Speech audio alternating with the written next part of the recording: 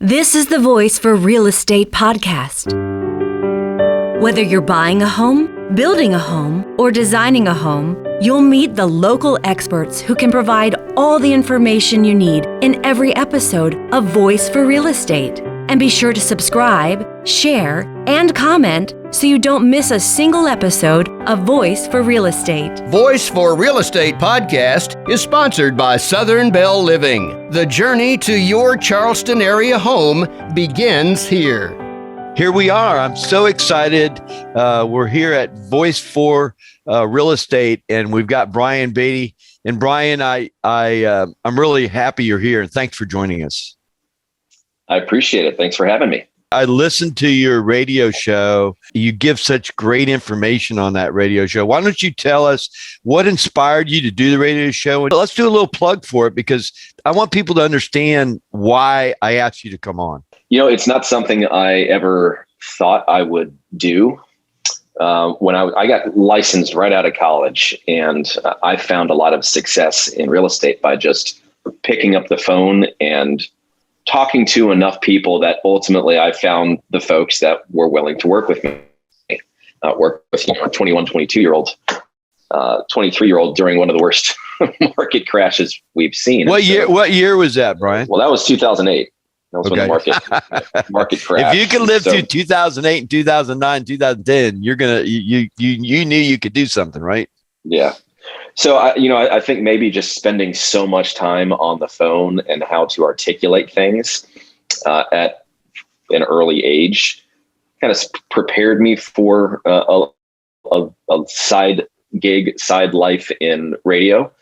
But the reason I do the show, the reason I love the show, which I've been doing for the past 8 years on WTMA 1250, Saturdays at 9 and Sundays at 10 in the morning, is I have a real passion for people being provided the right kind of information.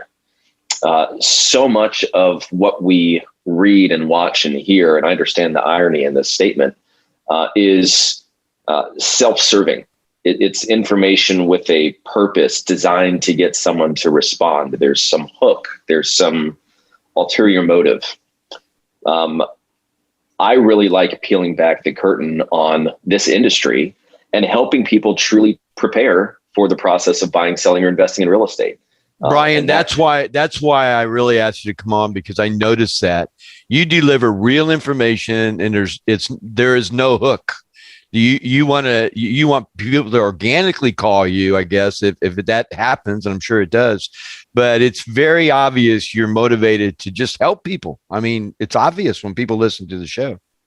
And it's, I will say that it's backed by the fact that we've done a lot of business. We're pretty well known here in town. I'd say that we've worked hard at this, but we're a household name. So that's kind of what you get after doing 1,000 transaction and close to $1 billion in transaction volume.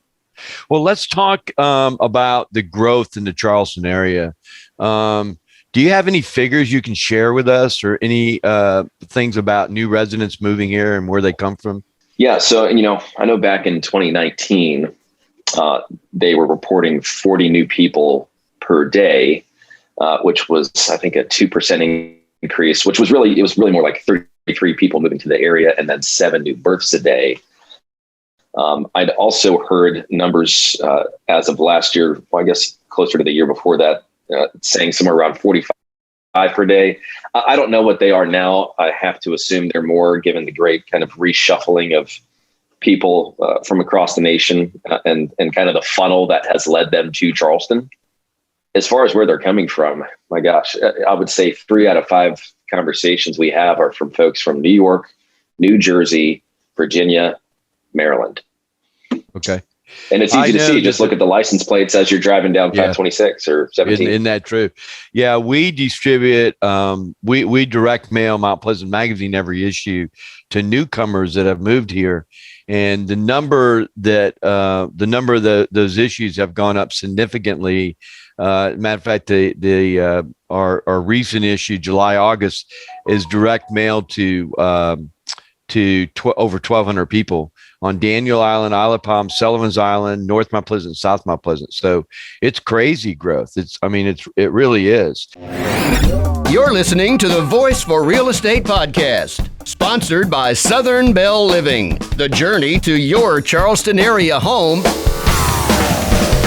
begins here. Tell me what your viewpoint is of current market condition, and how does that benefit the seller right now? Obviously, it's a seller's market. We keep hearing the story for years has been this shortage of inventory. And I kind of combat that issue or that that way of thinking a little bit, because if you look at the number of properties available for sale and the homes that we're selling, the total number of homes we're selling are almost as high as they've ever been. So we actually don't really have a shortage of inventory. We have an excessive demand curve. We have all these people that over the course of the past year or so have been given the green light to kind of work from home, from wherever they want, now that they don't have to go to the office anymore. And so that's what's led to this great reshuffling of people in our society. And all these folks that would have purchased in the next 2-3 years all got condensed into about a 12-month period. They all said, well, hey, if everybody else is doing it, why? Well, it's because interest rates are incredibly low. It's because consumer confidence is very high. That everybody believes that prices are going to continue to go up. And I think that for at least the next little while, they will. I do think that the market's going to correct pretty sharply, and we can talk about that. But back to your initial question, how does it benefit sellers? Well, I mean, properties are selling for, record prices in many neighborhoods. I mean, if you look at the median sales price in Charleston, it's up almost 18% year to date compared to this time last year. I mean, it's incredible to watch the appreciation. Off the top of your head, Brian, all the transactions that's happened in your office since the first of this year, the first of 2021, can you tell us what your recollection is of the highest percentage of a house that you sold compared to what it would have sold for last year? And I'm not asking for an address if you got a location like Isle of Palm, Sullivan's Island, but can you recall one that kind of really sticks in your mind? So there was one property we sold. It was purchased in the beginning of 2020. And about 15 months later, without them having done hardly anything to it, except some coats of paint, literally, it sold for 40% more. My goodness. Did that even surprise you, Brian? It did. And that's always kind of what causes me to keep a closer eye on things. When people start making decisions about purchasing property at prices that don't really make sense, and the emotional side of the transaction outweighs the business common sense side of the transaction, and then that becomes the norm, I think it should cause you to watch things a little more closely. You talk about emotions a lot when the brief times that we've talked. And what can we, as you would do on your radio show, what would you do, or suggestions or pointers that you would give somebody to extract that emotion out of the process? Well, I think first it starts with the understanding that you can't extract all of it. Real estate is an emotional process. We as, high-end real estate agents, high-end meaning experienced real estate agents, have the experience and the understanding and the emotional intelligence to understand that even if this process goes perfectly according to plan, moving is still stressful. There's no such thing as a stress-free transaction. The best way, in my opinion, to arm yourself, to equip yourself, and prepare for a smooth transaction is information. Understanding what's going to happen before it happens. Here's what we just accomplished. Here's what we're working on now. Here's what we're working on next. When you have an agent that communicates that way, it makes the process way easier. Okay, so we talked about the seller. Where's the benefit in this market for the buyers? Well, I think the benefit is that, generally speaking, interest rates are still very attractive. So we should be shopping by payment. How much does it cost me to own this home? And if you look at, the affordability index, the housing affordability index, I mean, it's going down pretty sharply. You've got the median sales price going up, which means that affordability is going down. At some point, buyers are going to say, it does not make sense for me to buy a property at that price. And obviously, as prices go up and as interest rates go up, which they will, then there will be plenty of people that just simply cannot afford to buy or cannot afford to move. If you think about it, over the course of the past decade or so, there's been a financial incentive to move. And if you go back to, what caused the crash of 2008, if you want to put it in really simple terms, in 2008, we had access to easy money, meaning you could tell someone how much money you made and how much income you had and what your assets were. Didn't have to provide any documentation. Yeah, you paid a little more in interest, but it's so true. You could get a mortgage. It's so true. It's so true. Now we have access to cheap money. At some point in time, it will not make sense for folks to sell their home and buy another. There won't be a huge financial gain associated with it. And if you look at, everything that's happened over the course of the past 15 months or so with our economy, and the fact that almost one in every $4 in existence right now in euros currency was printed over the past 18 months, what interest rates have to go up at some point. Podcast advertising is the new way to reach your best audience. Podcast advertising gives your business a voice of authority. Be heard. Advertise on one of our podcasts. Visit carolinapodcasts.com or call 843-345-7012. You're listening to the Voice for Real Estate podcast, a conversation about coastal Carolina real estate. The challenges in a bubble in 2008 when you started in real estate was the way you could get qualified for a loan. That was a big challenge, and that's why that happened. Yeah. I do not see the same tendencies with what's going on right now. Although we could talk about inflation, but the bottom line is we're in a great location. I mean, the people that are moving here, that you see moving here, it's that old adage that your industry's always had: location, location, location, plays a huge part in what's going on right now. Do you agree with that, Brian?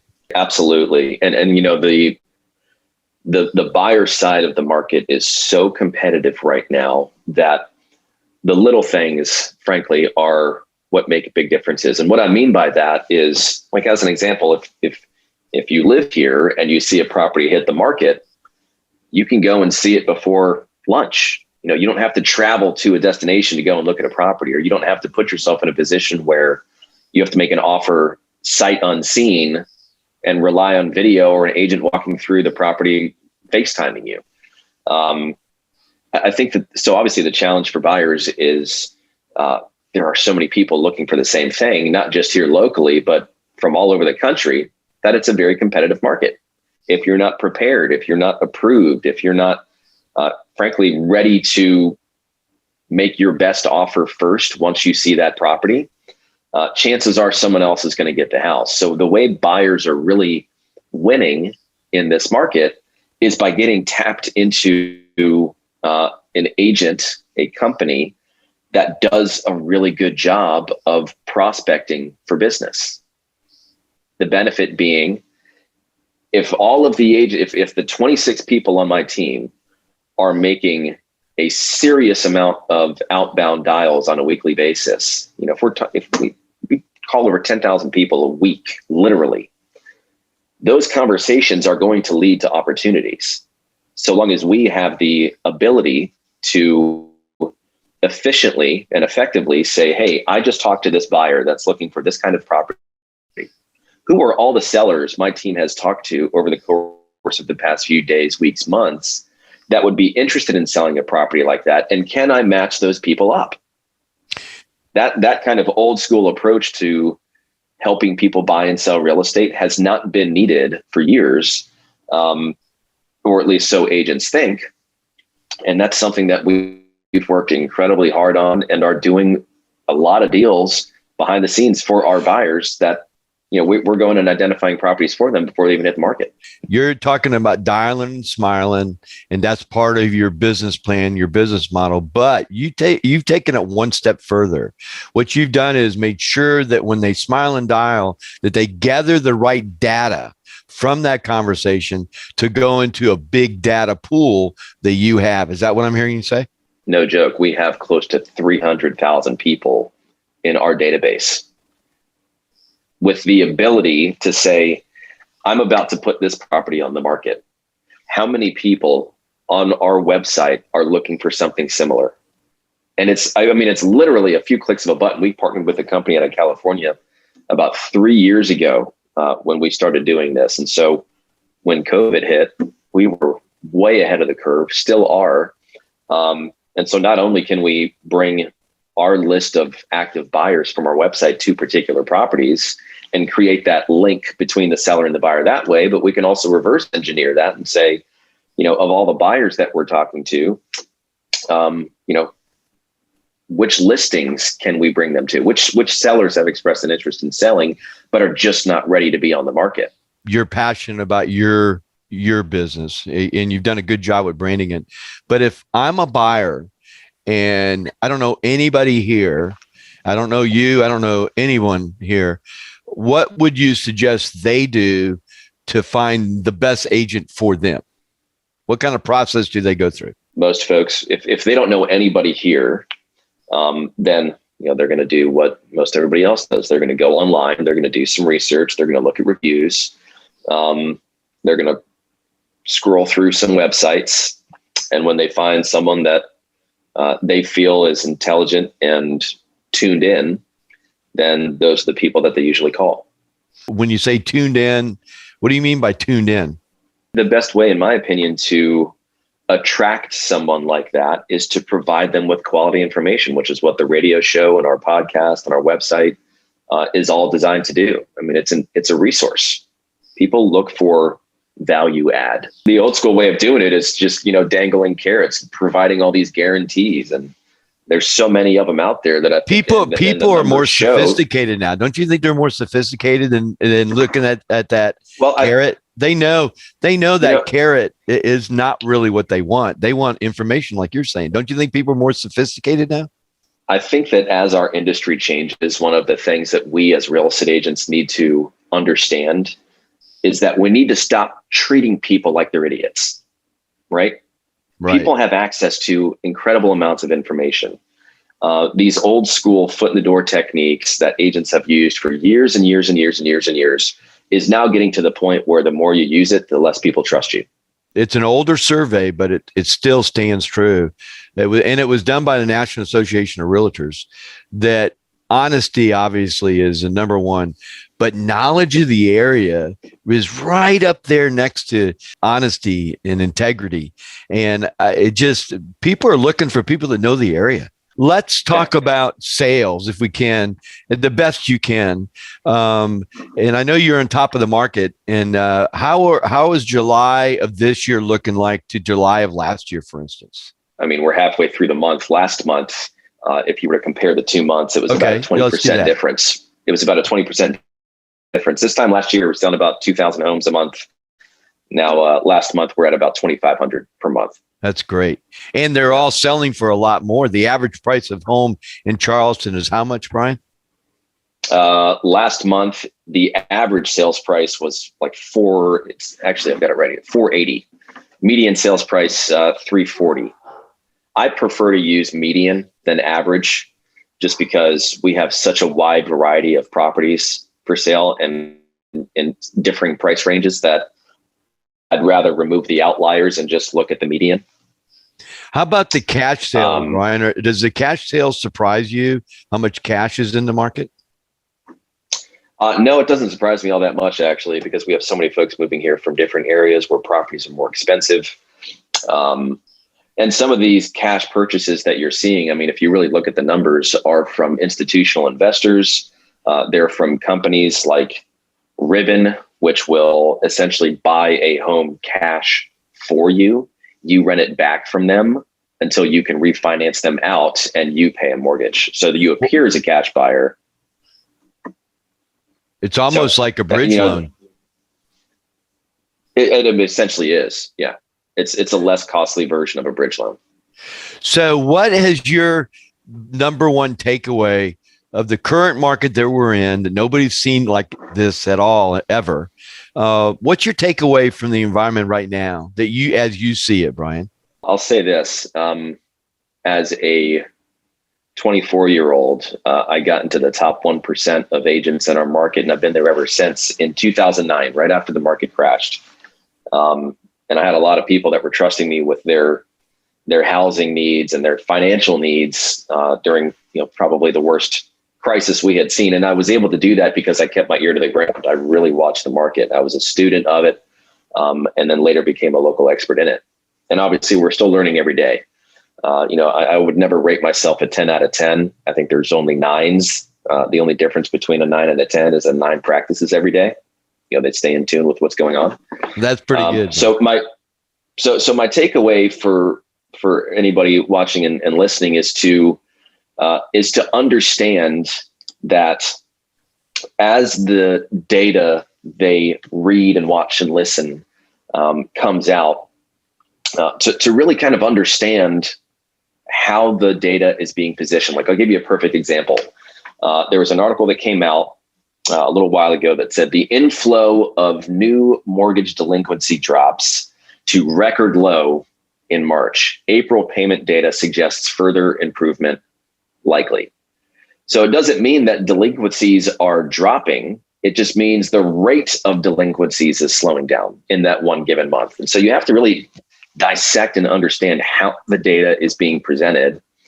And then the other thing I think people really need to understand is that as they start watching and following things like loans in forbearance and loans that are going to become more and more delinquent, an NPL, a non-performing loan, something that's in default, at least right now, a good portion of them are still owned by banks, and banks are called government-sponsored enterprises, meaning they have to report their numbers. So when you read the news, that's what you see. But you need to understand that banks are selling off their NPLs or their loans that are in default to non-bank entities like private equity firms and investment trusts and hedge funds. Those non-bank entities are non-reporting agencies. So the numbers that you're seeing are only about half to a third of the actual picture. And the numbers you're seeing about loans in default, that's actually the good half.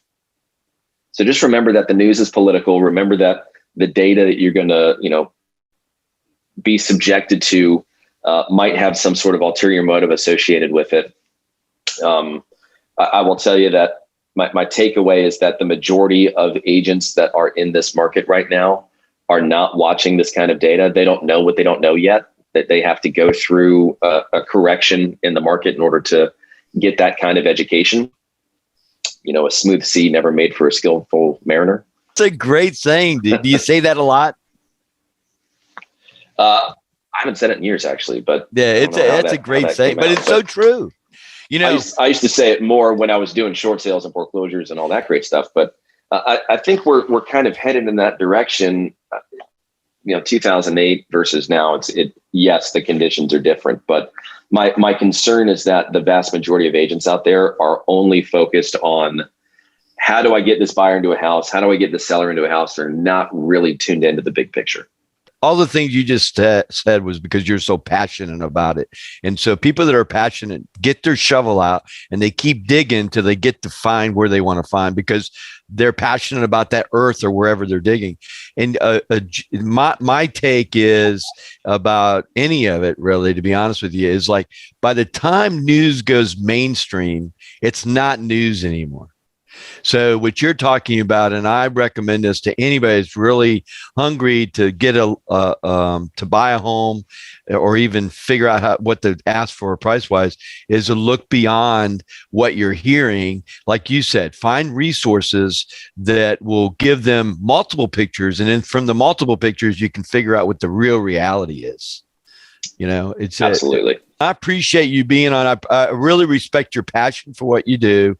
I encourage people to listen to your radio show. Tell them when it's on again. Sure. It's every Saturday morning at 9 and every Sunday morning at 10 on 1250 WTMA and WTMA.com. And for all those that are watching or listening to this, the Voice for Real Estate, which we cover the Carolina, because I have to apologize to everybody watching this because the background that I have is about my magazine, but it's about our community podcast for Mount Pleasant. We are now talking to Brian on Voice for Real Estate. So just if there's any confusion, that's it. But Brian, thanks so much, man, for being part of what we do and for wanting to deliver information that really will benefit people, not benefit you necessarily, but benefit people. And I really respect that, sir. That's what it's all about. Thanks, Brian. See you later. All right, Bill. All right. Bye-bye then. All right. Take care. Thanks again. Bye-bye. Bye-bye.